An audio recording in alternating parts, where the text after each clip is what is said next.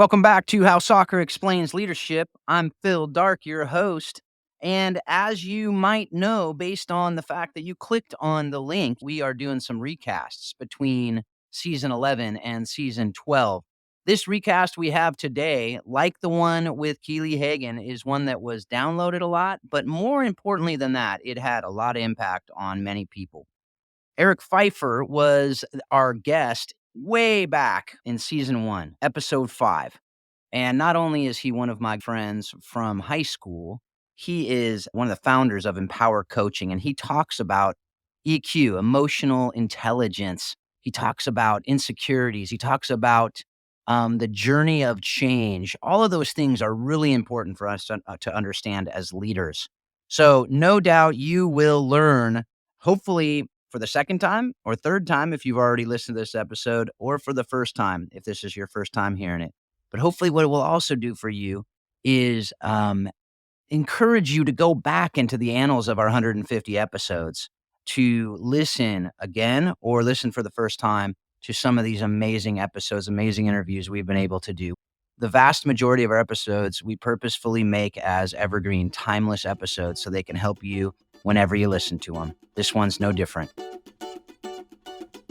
Welcome to the How Soccer Explains Leadership podcast, where we explore leadership principles through the lens of the beautiful game. Welcome back to the How Soccer Explains Leadership podcast. Again, we have a great show in store for us today. Today we have Eric Pfeiffer. I'm going to let him talk about his amazing background, his story, all the things that he's doing to help leaders. He's a leadership coach at his core. That is what he does, whether it is actually his title or not. It's what he's been doing for many years. He's also happens to be a guy that I played a little soccer with when we were younger. And it's just my pleasure to be able to have him on today. So I have no doubt that you guys are going to enjoy the conversation we have here in a minute. But before we get there, I want to remind you to, if you haven't done so already, to subscribe to the show at Apple Podcasts or Spotify or wherever you're listening right now. Just hit that subscribe button so that you don't miss any of the future shows, as well as check out the Facebook group. If this is something that you're really interested in, and this is something that you want to go deeper into this conversation, we do have a Facebook group where we are having that conversation a little bit deeper than we are able to have here on these episodes. Plus, you can actually engage with me, with the guests sometimes, and with some other people who are thinking about these issues at a deeper level. So with that, I want to get right to it with Eric Pfeiffer. Eric, how are you doing today? I'm doing fantastic, Phil. Thanks for inviting me to be on your show. Absolutely, man. Like I've said with some other guests, I don't care how big you are, there are some people that have not heard of you. Now, I'm not saying that you're super huge, but, there are some people who don't know who you are. So why don't you just spend a few minutes sharing your story, who you are, how you got to be where you are today, and, particularly since this is How Soccer Explains Leadership, I want to hear about what soccer has to do with your life, leadership, and how that intersects. Yeah, well, that's a big question. So I'll hit on a few big points, and then you can mine out anything else if you'd like. I obviously grew up playing soccer from when I was about 5 years old. Fell in love with it. My mom did also, because growing up with three other brothers, and about a year and a half apart, my mom finally found a sport that would tire us out before we got home. And over the years, found a love for it. There are so many things about the sport of soccer, the fact that it's a team sport, the fact that it requires a great degree of exercise. There's an incredible, plethora of skills that are required to grow and develop over the years.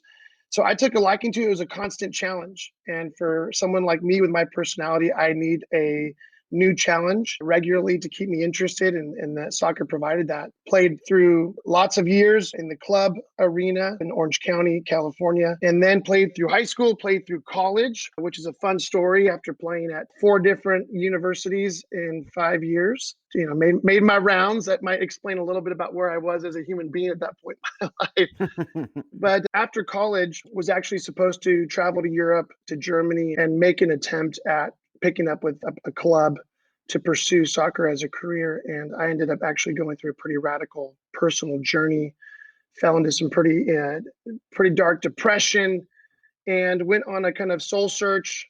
And that was where I encountered just kind of a faith journey with God and became a Christian.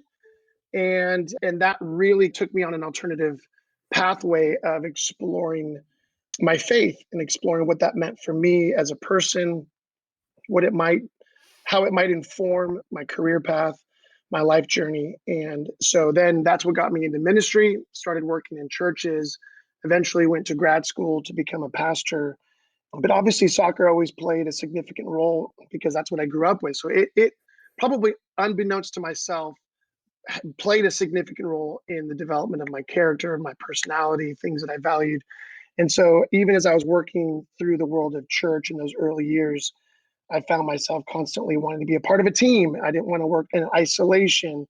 I deeply appreciated that within the life of ministry, there's always new skills that you can develop. There's new ways to grow. And at the end of the day, I know it might sound unspiritual, but I liked to win. I wanted to be successful. I wanted to achieve things. So that was kind of the journey. And then along the way in ministry, I found this love for working with leaders, which then translated into a career into coaching. I know there's a lot more behind that, but realize that I love working with leaders and teams and organizations to help them operate effectively to achieve great things, to win. Like we had talked about in a previous conversation, it took me years to begin to connect the dots between what I had experienced in soccer. And obviously, I never coached soccer. Once I hung up my boots, that was it. I never coached, never played again after my collegiate career, which most people say is a shame. I say it saved my physical body from all the wear and tear. But it took me years to really connect the dots to realize that so many of the principles, values that I learned or resisted during my development as a soccer player really were deeply connected to the work I was doing in ministry and now as a leadership coach. Yeah, now you're explain a little bit more about what you're doing right now, because a lot of what you're doing in the leadership coaching is not just what you'd normally hear leadership coach. I mean, that can mean so many different things Yeah. to different people, and it does mean different things depending on what type of tools you're using, different things you're focusing on. Right now, you're really focusing on emotional intelligence. Is a lot of what you do in your leadership and how that is really critical to the leadership and the leader's effectiveness. So can you just talk about that for a little bit? What is the emotional intelligence? What does that even mean for those who don't know? And then what's that got to do with leadership? Emotional intelligence can be broken down into really simple terms. It's about learning to lead yourself so that you can effectively lead other people. What emotional intelligence explains is that so often we're operating out of a reactive posture because we're being triggered all day long and getting emotionally and mentally and physically hijacked. And when we're hijacked, we're not able to operate in the best version of ourselves. You put us in a convenient environment and in our best moments as human beings, we generally operate pretty well out of a clear mindset. We operate out of our core values and principles, but you put us under enough pressure. And I like to say, when you squeeze an orange, you get orange juice, squeeze a lemon, you get lemon juice. What happens when you squeeze a leader enough? What comes out of us? And so the journey of emotional intelligence is dealing with what happens to us under increased prolonged pressure and how often things come out of us that we don't like, that are not favorable to us, to our environment, and to the culture that we're a part of. And so the emotional intelligence is this journey of learning to recognize what's happening beneath the hood of our own car and how that is deeply impacting our attitudes, behaviors, the way we engage with other team members, clients, our significant others, our kids, and the person checking you out at the grocery store. I mean, it is a very deeply human endeavor. And so for me, years ago, I discovered that this is really at the heartbeat of leadership. And there's so many, like you said, there's so many ways of talking about leadership, but emotional intelligence, self leadership really is at the heartbeat of leadership in any industry, in any context, in any country, in any cultural environment. This is really radically important. On that note, and I will say in any sports team as well, right? And any soccer team in the context of this podcast. But on that note, you have actually done some consulting with some sports teams, some professional sports teams, other teams. Do the leadership principles, the emotional intelligence conversation, does that differ in any way when you're consulting with sports teams or other organizations? Right. That's a great question because we work with law firms, construction industry. We work with tech firms, pharmaceutical organizations, marketing and sales organizations. We really work across a large scope and diversity or variety of different industries and organizations, including athletic organizations. So we've worked with professional athletes, coaches, and then obviously office staff within the sporting world. And I would say this, the context is different, but the leadership principles remain the same, because at the end of the day, we are helping human beings learn how to lead themselves and lead others more effectively. So the principles, the tools, principles, and practices are consistent across the board, because at the end of the day, people are having to operate under increasing levels of pressure. And the higher you go in any industry organization, the greater your role and responsibility. You can sure bet that the more pressure you're going to come under. And so learning how to operate well under increasing pressure is our focus and our specialty. So we've been happy to see that this all transfers and translates into any context, including the professional sporting industry. Now, it does help that I had a long career playing sports, even playing through college at a higher level. So I have a deeper appreciation for what athletes are going through, and even coaches as well, and the office staff. But at the end of the day, it's the same across the board. And I'll say too, because it is human behavior, because it's people, this translates internationally as well. And I say that because we've done it as an organization as well. We've trained people in pretty much every continent. I haven't been able to go to Australia. So if there's somebody in Australia listening right now and you want to fly me over to help consult with you, I would love to do that. I'm sure Eric would probably come with me. So, but it does work because these are human principles, and humans, people are people, cultures are different, Yeah. contexts are different. But I love the way you answered that. And it leads into some of the rest of the conversation we're going to have today, which does go into some more principles, some of these principles that you alluded to at the higher level. We're going to go now, kind of go into the trees a little bit here. We're not going to be at the forest floor, so to speak, with your specific organization. But if you want to find more about Eric and you want to connect with him, Eric, how do we do that? How can people connect to find out more about your organization, about you and your leadership? Where can they find you? They can simply go to empowercoaching.com. That's MPWR. So the word empower without the vowels. You can thank my millennial business partner for that clever little thing. So it's mpwrcoaching.com. You can find us online. You can find us on LinkedIn, on any social media platform. And people are also welcome to look me up, Eric Pfeiffer. That's the last name is spelled just like Michelle Pfeiffer. That's the easiest way to explain it. And they can find me on LinkedIn or any other social media outlet, and we'd be happy to chat and have a conversation. Our passion is to help leaders, teams, and organizations move the needle in terms of their emotional intelligence, because we believe that people are the engine of business. That sounds like you've said that before. So, That's my elevator speech. I mean, call me crazy. But anyway, so with that, let's move on to the meat of what we're going to be talking about today. And the first thing I want to talk to you about, and it's something we've talked about before, and it's something I've seen firsthand because I played with you. So I know that what you're saying is true. I fact checked it with my memory, and it was true when we were talking before. So I want to talk with you a little bit about just really insecurities. I coach high school girls. I have girls and boys in my home. I know a lot of teenagers. I was a teenager. I'm also human. So I know insecurities are part of what we're dealing with, who we are. They're part of our lives, and they do affect us, whether it's on the soccer field, in life, in leadership, in following, whatever it is. So can you talk a little bit about that, how insecurities do affect us on the soccer field, how we can work to, I don't think you'll ever get rid of all of them, but how can you work to overcome them in your day to day and work to hopefully help you to not have them affect you as much? Yeah, like you said, insecurities plague all human beings, because at the end of the day, I think we're all questioning whether we have what it takes, whether we're enough. And this starts at such a young age, especially when we grow up in the context of any culture where people are competing with one another, and we're comparing ourselves with other people. And in some ways, that's a good thing, because we can be inspired by other people who've gone a little bit ahead of us, people who've achieved greater things. We can learn from other people on their journeys, but oftentimes it actually has the reverse effect. It causes us to compare ourselves. We begin to see where we're lacking, what we don't have. And it could be any physical attribute, any skill. It could be a personality issue. And before you know it, we're now beginning to diminish and undervalue what we bring to the table, rather than to develop what I call a sober assessment of who we are and what we have to bring to any situation. So going back to my youngest years, as you know, Phil, I mean, I was a pretty good soccer player, but what most people don't know is that I was dealing with really deep insecurities.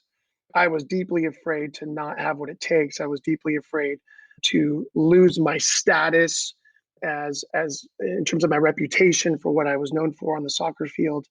And those insecurities began to drive me, and they drive other people to want to hide. And so when we're working with leaders in any context, what we tell people is the beginning of the journey of emotional intelligence, or we might talk about emotional maturity, is the journey into self-awareness, is learning to become aware of what's happening internally, and to remember that more often than not, we're allowing our external environment to shape who we are internally, to define who we are internally. And that's just not the way we're hardwired. In the best moments, our parents, our friends, our coaches, the leaders in our life, in their best moments, they are shaping the positive side of who we are. But the reality is our environment is also shaping the worst parts of who we are, telling us we're not enough, telling us that we should do more, we should achieve something better. So the beginning of emotional maturity or intelligence is practicing self-awareness, is learning to practice honesty, brutal honesty. What's going on inside of me? What do I have and what do I not have to bring to the table, for better or for worse? We talk about learning the skill of humility, which is what I call holding the gold in the dirt together. You know, some of us, we just want to focus on the gold of our life, the things that we do well, our strengths. There's been a huge movement even in the leadership culture around the strengths finder mindset, which is, forget about your weaknesses. It's not worth dealing with them. It's a waste of time. Just focus on the gold in your life. But the problem is that the way that we discover more gold is by digging through dirt. That's just a helpful metaphor that I've developed to help us understand that we're going to have to deal with the dirt, the things that are not working well, the behaviors, the attitudes, the values that are actually undermining our ability to perform at higher levels. And so we tell leaders, hey, we've got to learn not only to be brutally honest with the gold and the dirt. It does us no favors to highlight one at the cost of the other, but then to learn to embrace both of them, to understand this is who we are in this point in our life, which leads us to the third skill of self-awareness, which is self-love, which is a very difficult skill to develop. It is a skill. I'm absolutely convinced it's a skill. Some people think it's a warm and fuzzy feeling. Some people just have self-confidence. Some people don't. But actually, self-love is choosing to embrace the gold and the dirt of who we are. And believing, self-love is believing. It's the bridge that carries us from where we are today into the future, into tomorrow, where we can become different people.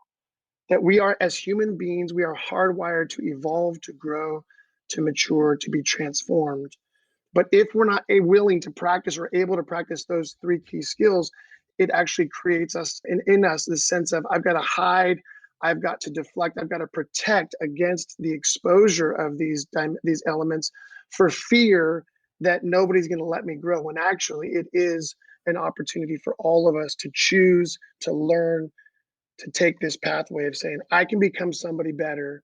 It is a journey, and I'm going to love myself enough to believe in a better version of me in the future. Wow, there's a lot there. And I will say, the one thing I want to ask, so there's a few things I want to follow up on there, but the first is self-love could be misinterpreted as narcissism, right? So Yeah. what's the difference? I know that's not what you're talking about. So we haven't even talked about this, but I know that's not what you're talking about. But what is the difference between self-love and narcissism? Because a lot of people say, I don't want to seem like I'm just loving myself and in love with myself. That's not what you're saying. So what are you saying with that self-love? What do you mean by that? And how is it different from narcissism? Yeah, so I'll just say two quick things. First of all, the reason that children grow and develop for the most part is because there are parents in that child's life who love them into the better version of who they are. So when a child is learning to walk and they stumble and fumble, the parents don't smack the kid over the back of the head and say, are you kidding me? Why didn't you get this? You should have already been walking by now. What do we do instead? We applaud even the attempt at walking, even though they failed technically to walk. We celebrate the fact that they tried. We pick them up, we encourage them, and we help them continue that journey. That is love from a parent or a leader or a coach to their child or to the team member or to their colleague to say, I believe that you can become this better version of yourself. That's the reason why kids learn how to wipe their own rear ends. They learn how to feed themselves. They learn how to, change their clothes, to shower, because as parents, we understand that our job is to help these children mature into these different skills. And it's actually a practical expression of love. Love, I believe, is not a sentiment, it's not an emotion, it's an action. And parents reveal this love toward their children. Well, that's a leadership principle. But so let me just bring in the fact that I also lead a church with my wife here in sunny San Diego, California. And one of my favorite Bible verses is when they ask Jesus, hey, what are the greatest commandments?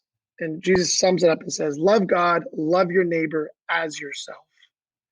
And what we believe about leadership is you can only give to others what you first cultivate in yourself. In other words, in order to love others in our life the way that our parents loved us, to help other people grow and develop, has to be based on the same principle of how we love ourselves. We have to learn how to love ourselves with that same behavior, to say, hey, Eric, you're going to stumble and bumble and fumble your way into any area of growth and maturity and success. And so I need to learn to practically love myself, to remind myself that it's okay that I fail forward. I'm going to pick myself up and I'm going to encourage myself to stay on the journey. So that's not narcissism. Narcissism is being wrapped up in yourself, where you become consumed with yourself for your sake. Love is actually something you do for yourself for the sake of everybody around you. Yeah, I love the distinction. With the next thing I want to talk about on that idea of the insecurities and that process that you talk about to get to self-love, when you don't go through that, talk a little bit. We talked the other day about just how because you were insecure, as you talked about during that time, the feelings that you had, the insecurities of, are you good enough? Are you going to be that player? That are you going to get to the next, whatever it is that you were insecure about? How did that impact you with your teammates, with the way you handled failure? And how does that relate to probably how you would have done it, and maybe you did do it in your jobs, in the ways that, and how you've seen others handle it when they aren't healthy in their emotional intelligence? I think early on in my life, I was radically emotionally unintelligent, if that's Mm-hmm. even a phrase.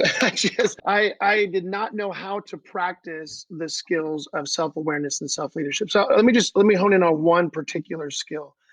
It's learning how to fail forward. That's not a phrase that I developed. That's somebody else mentioned that somewhere in a book I read. And I loved that phrase, failing forward. It's giving ourselves permission to fail, because failure is a part of growth and development, just as we took the example of a child learning to walk. When I was young, I never learned and developed permission for failure. Failure might mean that I was taken off the field. Failure meant that I maybe didn't start the next game. Failure meant that maybe I wasn't good enough to play at a higher level. So failure represented a stumbling block, a roadblock, rather than what I call a stepping stone, an opportunity. And so, quite honestly, Phil, I don't know that I ever developed permission for failure. I don't think I ever understood the role that failure, the very important role and place that failure has in our growth and development. And I think that really crippled me emotionally through my entire soccer career. And it wasn't until later when I learned of this, the value of failure and how to embrace failure as a part of the journey, that I began to give myself permission. And that's part of the coaching that we provide for leaders, is training leaders to give themselves permission, to give people around them permission, and not just to fail for failure's sake, but understanding that any growth journey requires that we are going to fail. And we're either going to see failure as something to be circumvented, scooted under the rug, to be hidden, or we're going to see failure or as an obstacle, or we say seeing failure as an opportunity to actually press through and grow and develop. And I remember you talking about you'd hide behind excuses, you'd blame others, that's the kind of the manifestation of what we've been Yeah. talking about, right? And I'll also say, I want to be clear, you're not alone in being radically emotionally unintelligent when it comes to teen years. I think that that's a pretty safe bet nowadays. I've seen some healthy, emotionally intelligent teenagers out there, but I think most are probably either they're on the unintelligent side of the equation most of the time. when it comes to the emotions and how Yeah, to deal with them, and the confidence and the self-love side of things. And so I just want to I really want to speak to parents right yeah, now and to players who might be listening, and maybe a parent's going, "Oh, I got to have my player listen to this," to say, what are the manifestations of emotional unintelligence, basically, in the whether it's on the soccer field or in relationships, that could be misinterpreted as just how someone is, right? You know what I'm yeah. saying? Do you understand the question there? Yes, yes. It's a great question. I'm raising two teenagers right now. And I tell my kids all the time, I really wish I had known this when I was younger. Mhm. Because emotional intelligence, nowadays statistically, they're saying that emotional intelligence is actually 3 times more likely to determine the success of a person in any context of their life than IQ. So the manifestations, the signs or indicators of a lack of emotional intelligence are usually really simple. And first of all, people have a really hard time taking personal responsibility.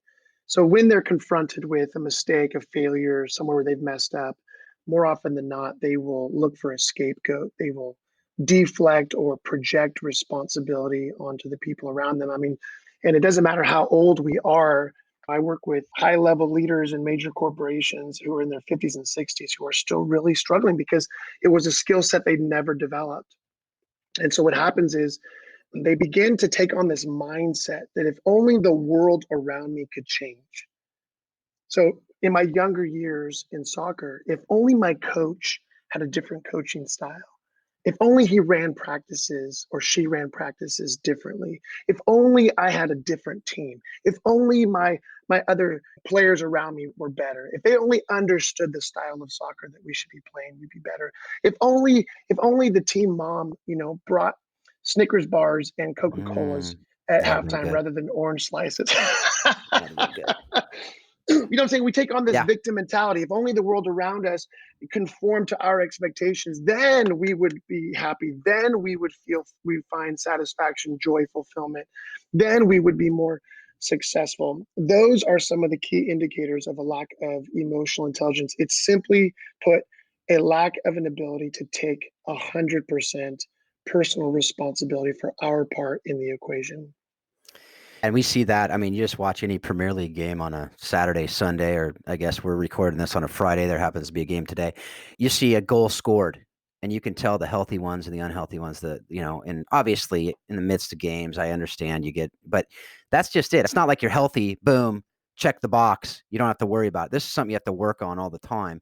But you see these players that are yelling at each other and blaming other people around them. I actually had a conversation with my son the other day about this with the dishes. He's 9, so I'm gonna cut him some slack, right? But we said, you guys got to do dishes. He goes, well, this is my part. I'm done. I said, no, no, no. You guys are a team doing it together. I've asked you guys to do it together. If someone scores a goal and you're playing striker, you just blame the goalie and you blame the defense. And the answer is yes. A lot of the times that's what they do. I know that you did that. And as I've told you, and I've reminded you, your keeper in high school, for those of you who don't know, who happened to be me, it was never his fault. So I'm just giving you that heads up. So, and if you ever hear, folks, if you hear anything different about that in your life, it's If blatantly only those untrue. if only those So strikers scored more goals, it wouldn't matter if I got scored on. that's exactly right. That's exactly right. So at least we're clear on that. So, but anyway, so yeah, I want to move on from this, but I think you guys, it's such an important point. It's such a critical asset. It's something that I think ruins so many careers.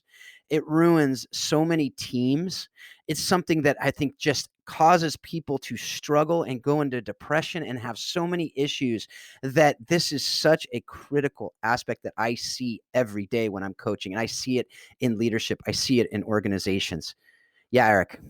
I raised my hand because I gotta just throw this one little thing in. For years now, we've talked, or in culture, there's this popular conversation around the entitlement associated with these emerging generations of the millennials and Gen Zers and whatnot. And here's what I would encourage people to understand. Entitlement has been alive and well in every generation of emerging human beings. It's just a part of our emotional developmental process. It might manifest in different ways in different generations, but I guarantee you the builders, the boomers, the Gen Xers, the millennials, the Gen whatever, we've all dealt with it because in our late teens, early 20s, early 30s, it is a part of the natural process of maturity. And entitlement is simply a way of describing a lack of emotional maturity. Wow. Well, we don't have time to unpack all that. So, but I think that that's something that we absolutely I agree with, and we're going to move on to the next segment here, which is really this idea of the growth process, the journey of growth, really the phases of development of us as healthy people. And I want you to talk about that. First, talk about how it relates to soccer, and then really expand on that to outside the game. So the process of what I've learned over the years, and most sociologists, leadership experts would agree, and you might be familiar with the work of Ken Blanchard in situational leadership. He does a Mhm. great job of explaining that there are 4 phases of development in whatever area of life we're trying to grow in any new skill, in any new area. It doesn't matter whether it's a child learning to brush their own teeth. It doesn't matter if it's a college student or high school student learning to write with their fingers on the home keys of a keyboard. If it's learning to write an essay, if it's learning to ride a bike, if it's learning to be married, learning to resolve conflict, make decisions well, increase our physical fitness. Every growth journey is going to take us on this kind of 4 phase process that Kim Blanchard outlines. The first phase is the honeymoon phase. It's the excitement and the vision of I'm going to learn something new. I'm going to do something new. I'm excited about this new journey. And that part of that leg of the journey is usually the shortest, but it's so important because it's the excitement that gives us the energy to step into something that we've not learned yet or not done yet, into the unknown. But we very quickly run into the second phase, which I call the oh no, or if I was on a different podcast, I might use some more colorful language, but it's the oh no, what happened phase. It's where we run into or we become conscious of our incompetence. It's where we run face to face into our own inadequacy. So growing up as a young person, as a soccer player, thankfully at a young age, ESPN started showing some of the Premier League games at like 4 in the morning on a Saturday morning. And I would get up and watch them. And then with the advent of internet and on videos that were coming over from Europe, I was able to see these different skills and techniques and drills that people were using in other countries that were lightning years ahead of where we were in the States at the time. So of course, I want to start learning all these new skills. So for example, I want to learn how to juggle consecutively with just using one foot or both feet, or my switching between my feet, my thighs, and then my head, and then you add the shoulders in, and then you add juggling while you're sitting down on the ground with just your feet and your head, and all these different skills. It would always begin the same way: excitement. I saw a picture of what that looked like. Somebody else did it. Honeymoon phase, which would then quickly be met by the fact that I don't know how to do this and I can't do it. Frustration, anger would set in. The desire to quit would I set think in. Like that's where maybe I stopped with juggling. I think I stopped at number 2. yes. Well, here's the truth. This is where most people stop in any area of their life. Yeah. It's when we hit that, what I call the pit of despair, where we become convinced internally that we're not going to get this. We're not going to figure this out. It's too much. I don't have what it takes. And in the midst of that discouragement, we generally run into 3 temptations: either just flat out quit, we look for greener grass. Maybe I'm better at doing something else. And so Mhm. we switch to a different skill set. Or we just resign that, you know what, this is as far as I'm going to get to go. Nothing's going to grow or mature or progress past this point. But if people are able to stay and persevere through that second leg, it's so important because that's where character is developed. That's where our integrity, our perseverance, our stick to itiveness is shaped. Also, some skill begins to develop. And if we persevere, we eventually end up in the third phase, which we call the I think I'm getting this phase. And we call this it's conscious competence. In other words, we're having to work at it, but we're figuring it out. And I remember going from juggling once or twice consecutively to suddenly getting 25 in a row. And you think, oh my gosh, if I can do 25, I could probably do 50. If I can do 50, I can do 100. And before you know it, I don't know, like 8 or 9 years old. I know it sounds crazy, but I'm juggling 1,000 times consecutively, and people are just like, I don't even know how it's possible. Well, it's only because of this journey through these 4 phases. But the third phase is an interesting phase because you've got some conscious comments. You think you're wrapping your head around it. And if you continue, here's what happens. You move into the fourth phase. The fourth phase is that unconscious competence where you do something without any real brain power involved. It becomes part of your subconscious mechanism. It's like, I drove to work today. I don't even remember how I got here because I've been driving so much on the same pathway. that I was no longer using a lot of mental or emotional or physical energy to achieve something. It becomes like second nature. Really, that's like that muscle memory, right? That's really just that idea of, and I've seen it. I've watched it. I've watched it with players. I watched it with my kids where they're like, I don't want to juggle. I don't want to juggle. And I get it because it's frustrating. It just ticks you off. I think when it's just like, I'm never going to get this. And that's really that Right. phase two, right? And like you said, that's often a really, really long phase. Yep. And, and there's reasons, there's a lot of Bible verses written on it. There's a lot of, those posters with the cool mountains with the fog coming up on the posters that say persevere. And there's like some cool quote underneath. There's a reason for that because you don't see a lot of I have muscle memory on this posters, right? You Right. don't see a lot of these things because it's not as you don't need as much inspiration you don't need inspiration in the honeymoon phase. You don't need Yeah. inspiration really in the in phase 3 or phase 4. All the inspirational phases, there's industries around phase 2, Yeah. right? And what I've seen is, and I use juggling as an example because I think it's such an easy, obvious one, right? Yeah. But it's any skill is like that, but it's monotonous, it's tedious, it's boring for certain personality. It's like a nightmare. It's like going to the driving range, right? Like some people love going to the driving range, just hitting the ball over and over and over again. I hit like 5 balls. I'm like, all right, can I get on the course?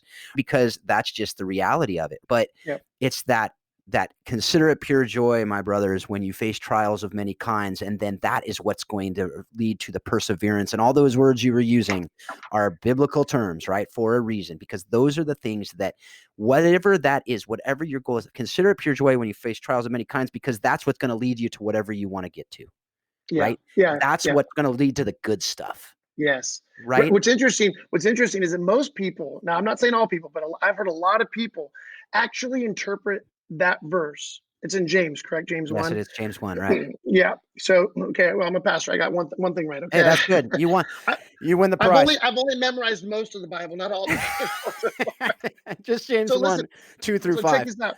So It's good. people oftentimes translate that to almost in a form of martyrdom. Mm, Like I'm gonna face all these trials, and that's what gives me my badge of honor that I've suffered difficult things of life, and now I'm worthy to be called a saint or a Christian or go to heaven. Here's why I think James is actually talking about exactly what you're saying is the trials of failure, the stumbling, fumbling, bumbling our way toward greater maturity. I think there needs to be more posters that say, hey, you suck now, but you can be better tomorrow. yeah. You suck now, but you can be better tomorrow. I mean, I've had to remind myself that in my marriage as I'm learning new skills to grow and develop my marriage as a parent. Oh my gosh, the amount of stumbling, fumbling, and bumbling my way into greater parenting. But what I love is growing up playing soccer, that became a part of my personal culture. And my wife to this day says, Eric, no matter how much of a mess you were when you were younger, you learned some core values and developed some skills and a mindset that have made you incredibly persevering. And I think a lot of it had to do with the fact that in every skill, people think I'm just going to bend it like Beckham. And I'm going to wake up in the morning and I'm going to be Cristiano Ronaldo. If I watch enough soccer, if I watch enough videos, but no, actually, though we don't understand how much time and energy those players spend doing simple little things over and over ad nauseum until it just becomes the way they do it. So that when they're in a game, the vast majority of the skills that they are performing, they're not even thinking consciously about them. That's right. It's become secondhand. I remember reading Michelle Akers' book, and she talked about when she was like 10 or 11. I don't know exactly the number, but she'd go to the park by herself and hit 1,000 shots. Like the thought of that just gives me, the shakes, right? No, Like hold on. that's, You need to remember there was a park yeah. in Orange County where we would all go with Colin Lidzbarski. I don't even know why I remember his Oh, name. hey, nice. And my brother, and you would jump in goal a lot of times, and we would literally just Yeah. pound shots at you for hours. Yeah. But that's with people, right? I'm just talking, she would go by herself and like, Yeah, that's because true. she knew that, yeah, and we would have fun doing that, right? And that is fun. But like just over and she would miss a lot more than she'd make.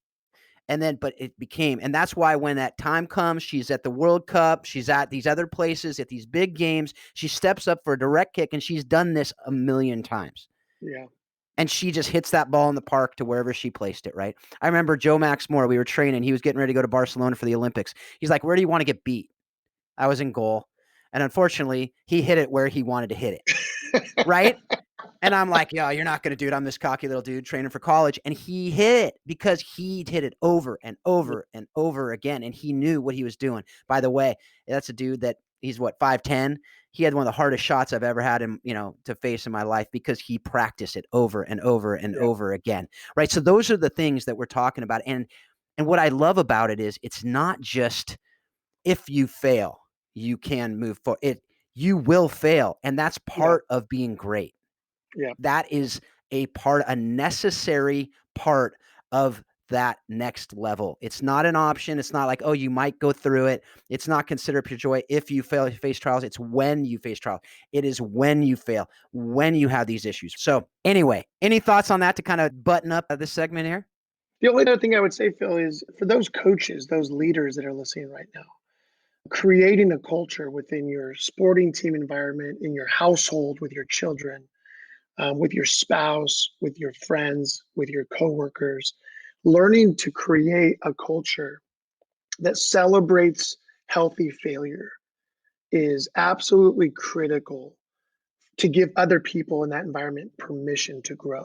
If we don't know how to create that culture, other people will not feel permission to fail, which means you will create a culture that is stuck, that actually begins to stop growing. And so, for all the leaders, coaches, people out there, parents, it's an incredibly valuable skill to develop a way of leading and creating a culture that will actually empower people rather than cause them to shrink.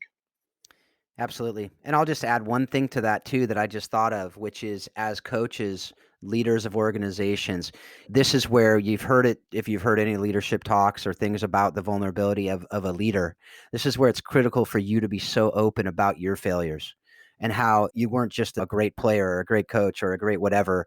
And maybe you aren't even at this point to say, look, I struggle, I fail. And that's not only okay, it's going to happen. It's expected. And it's something that we're going to work through together. And we're going to be a team that's going to be much, much better because we know that we aren't perfect and we know that we're going to be struggling together and being great together. All right. Let's move on to this next question about conflict resolution. So really the idea of what does soccer teach us about conflict resolution and how we can work through conflict together in a healthy way? Yeah, so I said this in our previous conversation that I'm convinced that to achieve any great thing in life is going to require that we learn to work collaboratively, to partner with other people, whether it's to build a family with our spouse, to build an organization with our business partners, our team, and all the way into the sporting context. And working with other people is so difficult because other people have different perspectives than we do. And that's such a good thing, except when they disagree with us. And when there's a disagreement or a different perspective, or we're seeing things from two different angles, that creates conflict. And conflict is one of those, it's become like a four-letter word. People are just terrified of it. And a lot of it is because we all have these kind of terrible track records where conflict has not been engaged well by our parents, by our siblings, in any environment we've been in.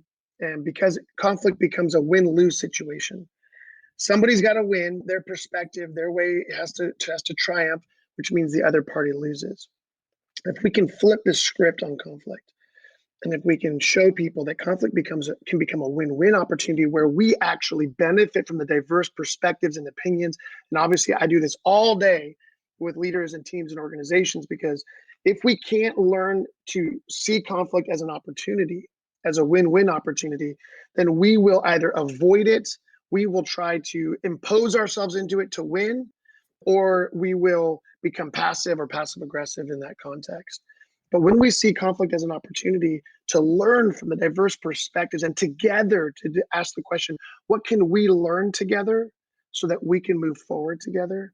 I tell people that becomes the doorway into incredible breakthroughs, incredible successes, because conflict is just an opportunity for us to say, hey, we're not quite sure what to do in this moment. We're not quite sure how to move forward. We're not sure what the solution or the answer is. And if we can back up and rather than try and impose our solution, our answer, take stock of the other elements that are available, then we have a better chance of success, which I told you before, as a player growing up, that was not a strength of mine. I wanted to impose my perspective. I even wanted to impose my perspective on coaches. There's a lot of coaches out there that probably grieved the day that they met me as a young kid because I was arrogant and cocky and I just thought I had all the answers. But then you get to a point in your life where you realize, you know what? This isn't working. This isn't going well. Like, I'm losing friendships. I don't know how to maintain significant relationships with women. The first 3 to 5 years of my marriage was a train wreck because I thought conflict was a war to be Mm, won rather than an opportunity to learn. yeah. And I've seen too with conflict resolution, the idea of really when you have that common goal, when you start with what you agree on, when you remind yourself that you're on the same team, that you have the same mission, which requires having the same mission and having clarity on that as a team, which goes back to a different thing that we're not going to talk about today, but we will talk about on this show, which is really the importance of soccer teams, organizations, whoever you are, to have that clear mission and vision. And if you have that, the conflict resolution, especially, is what you're talking about, that, it's not imposing your will. It's not, hey, I'm getting my way. I remember in communications course in my college, back to the university days, and this had an impression, obviously, because that That was a was a long lifetime time ago. ago, It Phil. was a real, like, the fact that I can still remember it, it's like crazy. But it was this idea of these two sisters fighting over an orange. And they were yelling, and mom, mom, mom, Sally won't let me have the orange. And the mom comes down and says, fine, I'm just going to cut it in half and give it to you to split the baby from Solomon, right? And the one sister proceeds to peel the orange and throw away the peel and eat the meat of the orange. The other sister proceeds to scrape off the peel into a frosting mix. And it turns out that if they actually would have talked about it and said, what are our goals? What's our individual mission? We can actually realize that this is a win-win situation here. But instead, we're both losing. And that's just really this idea, again, of that healthiness to say, okay, let's take a step back, not imposing my will, not saying I want what I want, but to say, what do we want? And maybe there's a solution here that we can together get both of what we want. And it's just an amazing, there's the simplicity of it sometimes too. One of my good friends does a mediation in the Middle East, and he says, I said, how in the world do you do that? And he goes, we just start with what we agree on. Yeah, That's all I start with. And it goes from yeah, there. yeah. It's great. And well, that ties back to emotional intelligence because so often we're not aware of how easily we are threatened Mm-hmm. by different perspectives and paradigms, and our ability to kind of step back and say, "Hey, I'm feeling threatened. There's some strong emotions that I'm experiencing in this conversation. I need permission to step back to practice honesty, humility, self-love. To say, hey, I have what I bring to the table, and to press on to self-leadership, which we talk about through the lens of composure and flexibility and learning." Yeah. And people's ability to identify what they're experiencing, and again, not to become reactive, but to choose a different posture, is, again, that's what we do with leaders all day long, is help them understand, hey, there are going to be moments when you're going to have an experience that is going to give you an opportunity. You're either going to go down a default track where you're going to become defensive, protective, you're going to begin to blame everybody around you, or you're going to take a different track, which is this track of opportunity to say, hey, how can we bring the best of all that we have to the table and find an even better solution? Yeah, that's great. That is, I'm loving this, man. This is so much fun. This is way more fun than playing with the punk kid that you keep talking about back in high school. But all right, so I want to talk now just about real practical. How are you using what soccer lessons that you've learned playing, or you didn't coach, but just playing or watching or whatever? How have you incorporated those lessons into your marriage? Like, are there any principles that are pure soccer principles? Like I use in my house the principle of the retaliator gets the red. That's the example I've used. So, what are some of those principles, or just one or two of those principles that you guys use, if at all? And if not, just say nothing, and we'll edit it out. So, one of the principles I learned in soccer, I'm not sure how well I practiced it, but I did understand it and I did appreciate it, which was understand that as a team, we all have a different role and responsibility. We may have the same common goal of scoring more goals or letting in fewer goals and winning a match, but we had a shared goal. But we also had to understand that everybody had to play their part to the best of their ability so that we could achieve whatever we were going to achieve. So, like you said, we were going to get scored on, and I was a striker. So, I was either going to choose that my only responsibility and role was to score goals, or I could choose to see myself as the first defender. So in our household, we have two teenagers. My wife and I talk a lot about how in our home, we want to win. So we establish, what does it mean to win? How do we talk about winning in our home, whether it's achieving cleanliness in the household? There are chores that need to get done. We have a dog that we have to take care of. We now have 3 chickens, believe it or not, in our backyard that we're caring for, that are going to feed us hopefully at some point. Not we're going to eat the chickens, just the eggs, just I the eggs. gotcha. We have them. Yeah, for all Skunks those and animal raccoons lovers out took there. care of them, unfortunately. Sorry, Yeah, you brought back I'm kind of crying inside right now. So, sorry, but keep Phil. going, keep going. I'll Yeah, recover. I'll recover by the yeah. end of your answer. So we're okay. So I'll send you some eggs, buddy. So, but even in the context of when we are hosting, because we host a lot of gatherings, parties in our home, we understand that we are a team, that there are things that we want to achieve as a family, and then being able to identify we each have different roles and responsibilities. So, for example, when we're going to go out to dinner, my role is I pay for the dinner, or my wife and I pay for the dinner. We drove the family to the restaurant. And this is a true story. We were out to dinner the other night, and my son, who's 15, and he just kind of going through some different mood swings. He's an amazing kid, amazing young man, but he's going through some different, physiological changes, and having some moody times. And so at the dinner table, he was just kind of being a little bit bratty toward mom. And so I just excused myself from the table. I said, "Son, why don't we go use the restroom?" I don't need to use the restroom. I'm like, "You do need to use the restroom." So we go to the restroom, and I just pulled him aside and said, because I didn't want to embarrass him in front of Sure. the family or other people. I say, "Hey, listen, remember, this is a team game. Dad's done this and this and this and this tonight to try and make this a great experience. Mom's done this and this. Your sister has done this and this. What are you doing? What's your role and responsibility? Can you pay for the meal tonight? No. Can you drive the car? No. Did you put clothes on our backs? No. Did you pick the restaurant? No. Did you make the reservation? No. What can you contribute to help make this a winning?" He already knew where I was going. He said, Hmm. "Dad, I could have a better attitude." And I'm like, "That's exactly it." Because we want to have a great time, and winning as a family means we have great attitudes, we have a great experience. It doesn't mean hiding all the difficulties we're going through, but it means that we choose to engage positively and kindly and compassionately. And he was just immediately like, "Yeah, Dad, I know. I'm so sorry. I am not playing well on the team tonight." It's like, "No problem, son." I said, "You think you can do this?" And I told him, I said, "You're 15. If you're having one of those moments where you just cannot engage, you can sit on the sideline. That's okay. We can go sit in the car, and we'll catch up with you. And if you just need a few minutes to collect yourself." He said, "No, Dad, I'm ready." I said, "Let's get back in." Because the goal isn't to pull our kids or us out of the game like in soccer. It's to help us operate more effectively in that environment. He got it. We jumped back in, had an incredible rest of our evening. That's an example of taking what I learned Hmm. on the soccer field and applying it to family. Yeah, I love that. I think that's fantastic. And the part of the reason I'm asking these questions, I think it really will help the audience. The other part is I want to be a better dad and husband. And I think that I've already learned so many things in just the first few episodes here, just from these examples. I'm like, I'm going to incorporate all these into my family. So I encourage you folks out there to, if you don't do something like this, that was just encouragement to me. I know the old adage of leadership to praise in public and criticize in private, I think came out in there as well, which is so important and something that I try to do, but I fail a lot of the time. Clearly in stage 2 on that one still. But yeah, that's fantastic, dude. I love that. I love that. I'm also encouraged that you've been doing a good enough job with your 15-year-old that he knew the answer to the test before you finished, which was good. So the last question, which we're asking our guests, is what have you read, watched, or listened to really that has impacted your thinking on leadership soccer, or ideally the intersection of soccer and leadership? To be honest, I've not read a lot, but I can point at one book that my sister-in-law, Ryan's wife, encouraged me to read. It's called Das Reboot, Das DAS Hmm. Reboot, and it's by Raphael Honigstein, Yeah, I'm H sure O you nailed N that. I I'm sure you G. nailed that.